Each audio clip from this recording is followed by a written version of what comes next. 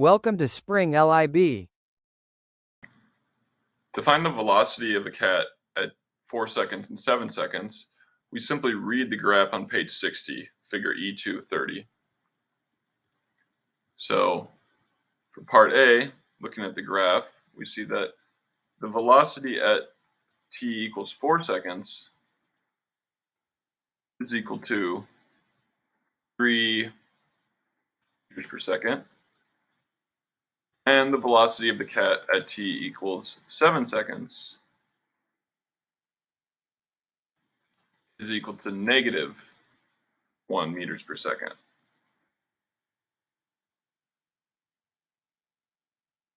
And let's add another significant figure here since the time is given to 2 sig figs. Okay, so that's part A, easy enough. For part B,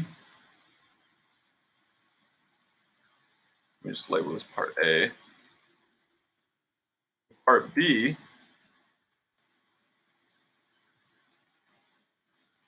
we're asked to find the cat's acceleration at 3 different times, at 3 seconds, 6 seconds, and 7 seconds. Now, since the velocity is changing at a constant rate, see we have a straight line on the graph, it's not curving. That means the velocity is changing at a constant rate, and so the acceleration is going to be the same everywhere. So all we need to do is just calculate the change in velocity over any interval, and it should give us the same answer as if we used any other interval at any other time. So let's go from t equals 0 to t equals 6. So we know that acceleration is defined as the final velocity minus the initial velocity over time. Let's say that our time interval is 6 seconds. We'll go from 0 to 6. And let's call our final velocity 0. Oh, and it looks like these are in centimeters per second. I didn't notice that, so let me change.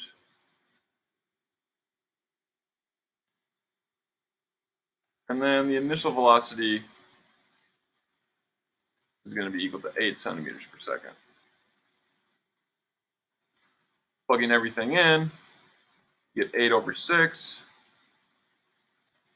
which is equal to 4/3 centimeters per second squared. Oh, and it should be negative since the velocity is decreasing with time. And this is going to be the acceleration at t equals 3, t equals 6, t equals 7, because again, the velocity is changing at a constant rate. So the acceleration is constant. Okay. Now, moving on to part C.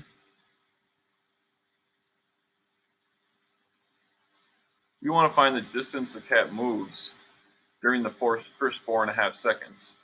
Well, one formula we could use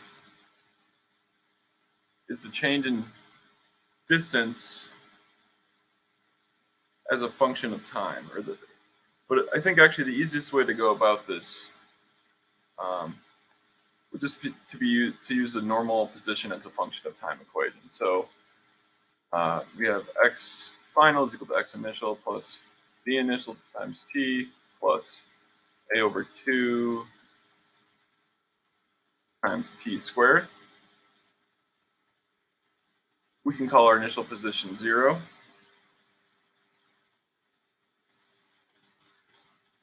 So, and our initial velocity, since we're starting at 0, is going to be 8 centimeters per second times 4.5 seconds plus negative 4/3 divided by 2. That's the same as negative 4/6, which is the same as negative 2/3. Oh, whoops.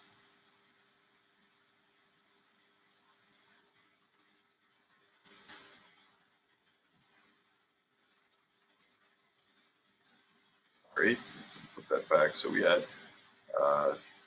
8 centimeters per second times 4.5 seconds minus 2/3 times 4.5 squared. 23rd power just squared. Now entering this into a calculator.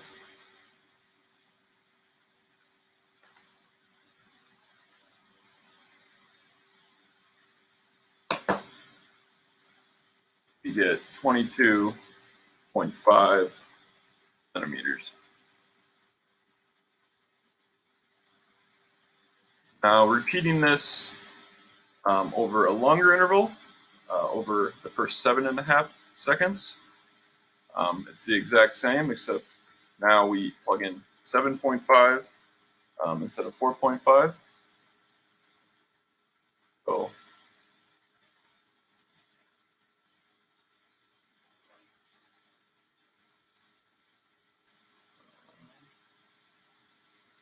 we have 7.5 times 2 divided by 3.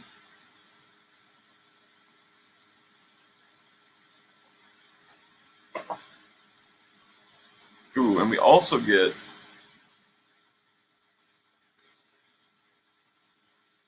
that during the first 7.5 seconds, we get the same answer, the same distance traveled as distance traveled during the first 4.5 seconds. Now, this may seem a little strange, but if we look at this graphic again, we can see why this is the case. We notice that the velocity is constantly decreasing until it actually goes negative. So once we go past 6 seconds, the cat actually changes direction. And so that's why once we go to 7.5 seconds, we end up at the same place we were at 4.5 seconds because where the negative velocity just gets us back to that spot. Okay, now for the last part of this, part D, we want to sketch graphs of the acceleration and position as functions of time. So the acceleration is easy. Whoops, I cannot draw straight lines. There we go, that's better. So the acceleration is just going to be a straight line since it's constant. And actually, it should be negative since we said it was negative 4/3. So if this axis is the acceleration, and this is time, and if right here is negative 4/3 centimeters per second squared,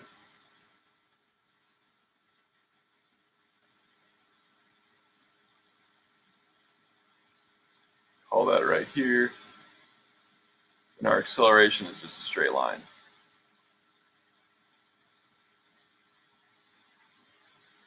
Now, position is a little trickier, but it's not too bad. Position should increase until it gets to 6, and then start decreasing again once the velocity goes negative. So if we do position as a function of time, this is our x, this is our t.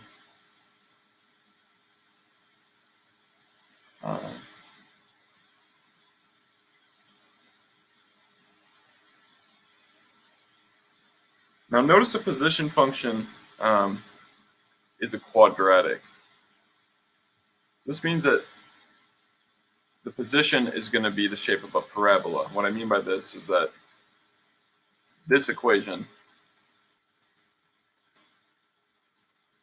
quadratic. Quadratic looks like a parabola. Oops, this should be a plus. Oh, whoops. Anyways, you get the point. So our position should increase parabolically. Let me try that again. Till it gets to t equals 6 seconds, upon which it just starts decreasing again. Let me see if I can draw that a little smoother. Where this right here is 6.